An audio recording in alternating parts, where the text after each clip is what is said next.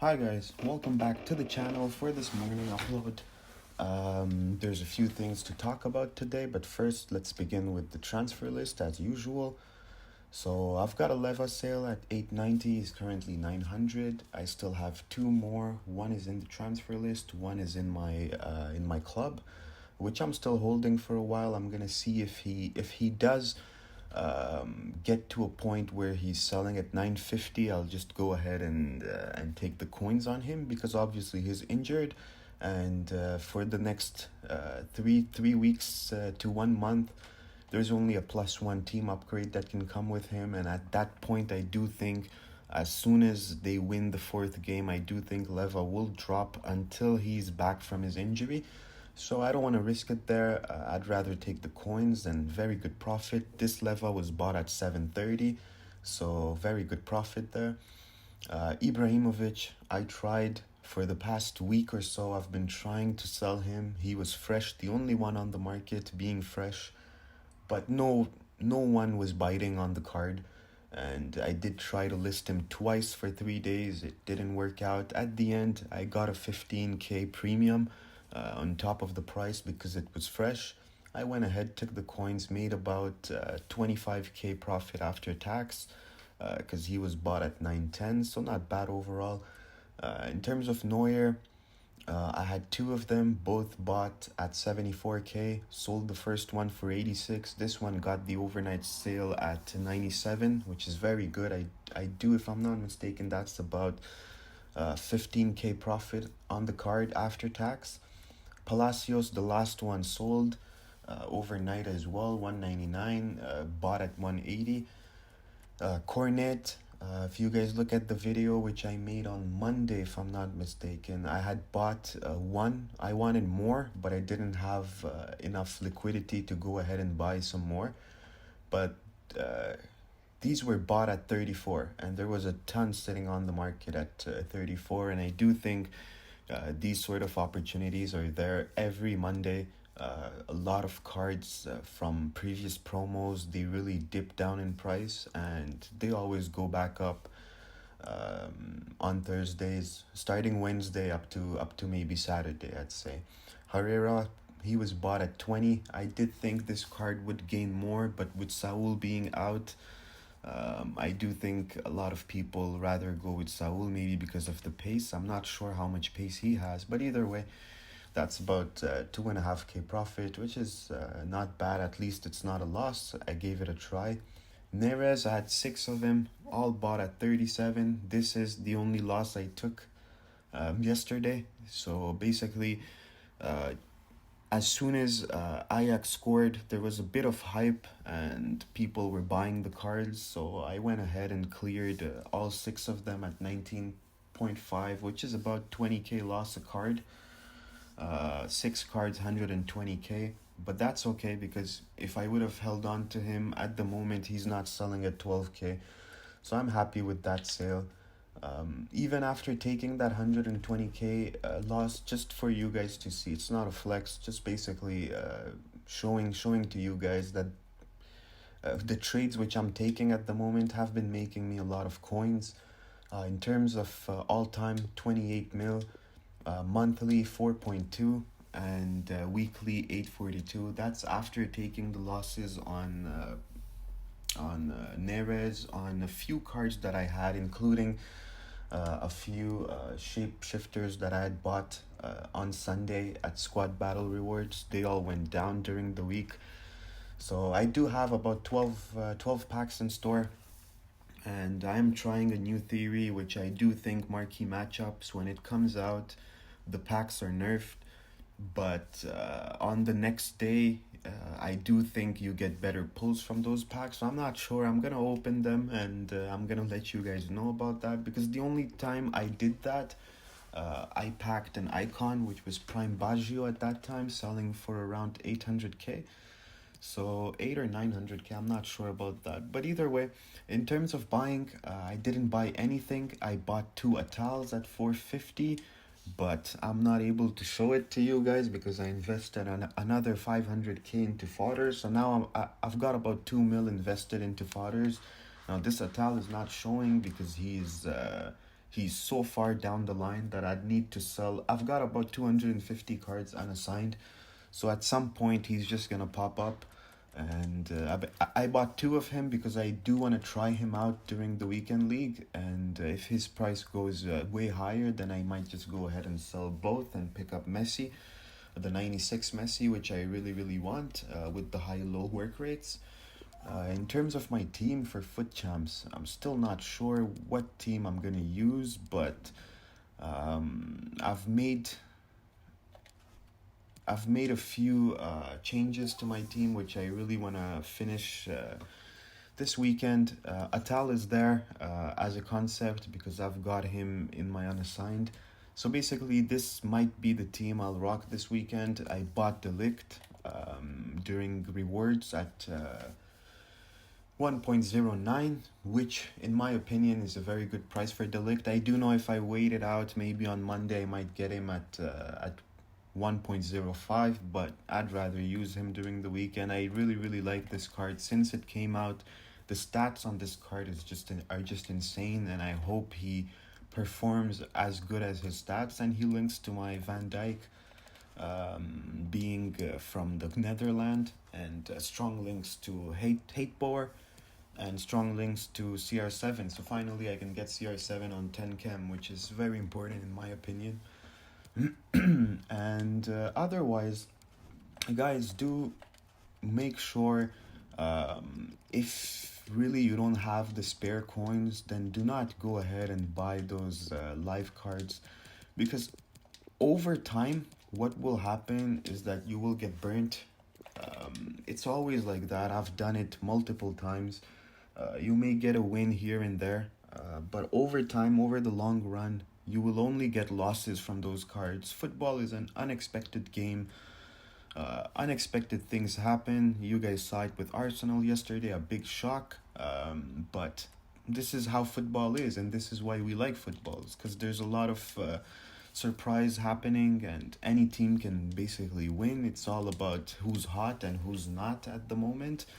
And if you guys look at this card, people were buying him for 300k. And if you look into the card, there is nothing that really shows why this card was selling for 300k, unless people were really thinking Arsenal would win the Europa League. Even if this card upgrades to maybe 88, 89, I still would not see how this card would be worth 300k. But either way, overall, those live cards are basically, EA loves them and they will never remove them from the game, because these cards get traded so much since they get released till the end. They get traded so much. Just think about the 5% tax that EA gets on the card. Every single one of these cards, if you guys look at the amount of owners, 717, 310, 4, 6, and there's some of them that you will see with 35 owners. So every time it sells, 5% tax is for EA. So basically those live cards have been sucking a lot of coins out of the market, and I do think they are one of the reasons why the current market this week has not gone up all that much. A lot of people have lost coins on live cards. Fortunately for me, I cut my losses with Neres, but still lost about 120k. And what really helped me is that on the flip side of the coin, I did make quite some profit with Jimenez. Otherwise, I have no interest whatsoever trading with those cards. You guys can see it here. They basically go for discards once they are out of the competition. And if we just look at the price those people have bought them for, and there is a way to know that, I am gonna show you guys how much people have lost on those cards. Let's just go ahead and look at Neres. And this is very interesting, because that's how you guys will know that why is the market currently that dead. And even though it's moving higher, but it's not as much as anticipated, because if you look at this guy, he bought him at 37 and he's currently selling at 11. That's huge. And if we look at the other ones, 18, 10, so he's basically flipping them, 29, 46K, that's insane. And the amount of coins, and those guys that bought him at 40, 30, just like me, they didn't buy a single card. They bought 4, 5, 10. Some people even bought 20 of them. So those are huge losses, and we can do the same with Torreira, whom I do think it's gonna hurt even to see, but most of those people might have bought him at 300K, which is insane. Okay, so he's getting a good deal. He bought him at 76. Otherwise, if you look at the rest, 315K, and he's currently selling him for 100K. He's got an 85K bid, and this really hurts because this makes the market just go down because people lose so much coins, and the only way coins get back into the market is with lightning rounds and rewards. And you guys do know rewards are never all that good. And lightning rounds, the people that open them already have 30, 40 million coins in their accounts. So it doesn't really make a difference. So let's get back to trading. I've bought a lot of fodders. A lot of them have gone up in price. Lewandowski, it's normal. He's in the team of the week. I do think some of those prices we'll never see again, at least for a while. At this point, looking at the market, looking at the prices of those cards, I can almost guarantee you guys to make coins on that investment, because I just don't see how the market would drop more than that. It's just insane. 12K for an 86. I've been telling it for quite a while. I'm very transparent with you guys that, if you want to make coins, sometimes think outside the box. I do know a lot of investors are currently going for the special cards, shapeshifters, and I didn't buy. I bought Atal because a lot of YouTubers have made reviews and have really spoken good things about him, and they're basically what they're trying to do. They're trying to make his price go up. Most probably they have invested in him as well. So I just bought two, one for my team, one to because I do think he's one of the best players in the first batch. But otherwise, a lot of people have invested into fodders as well. But the difference here is that a lot of people have really lost patience, especially yesterday. If you look at the amount of listings that came on the market as soon as the content dropped. Now, you do know that this is not for marquee matchups because it takes you about 10 minutes to complete marquee matchups, and that 10 minutes is if you're good with links completing SBCs. So if you see at 6:01 p.m. UK time, there's a ton of fodders listed on the market, you do understand that a lot of people have lost faith and they're just selling them. So I do think quite some people are out of this. The other people that have invested, most of them will use them for themselves. Maybe don't go unassigned like me, but if you don't have the fodders, at least pick them up, the ones that you don't have in your club, and put them in your club. You never know, if there's a good SBC, it might help you guys knock the cost down significantly. And if not, if that SBC is not worth it for you, if the player doesn't link to your team or he's just not good enough for you, then go ahead and take the coins on them because they will be inflated. And at that point, EA absolutely will do something. They will not just sit back and see the fodders market dying, because this will impact the sales of lightning rounds, and this is pretty much all that EA cares about at this point. So one more thing, if you guys have invested in Team of the Weeks, informs, just like I did, ever since the upgrade packs came out, I tweeted about it as well, that do not sell your fodders cheap. Wait for them, they will rise, because as people open the upgrade packs, they get untradeable rewards, untradeable pulls.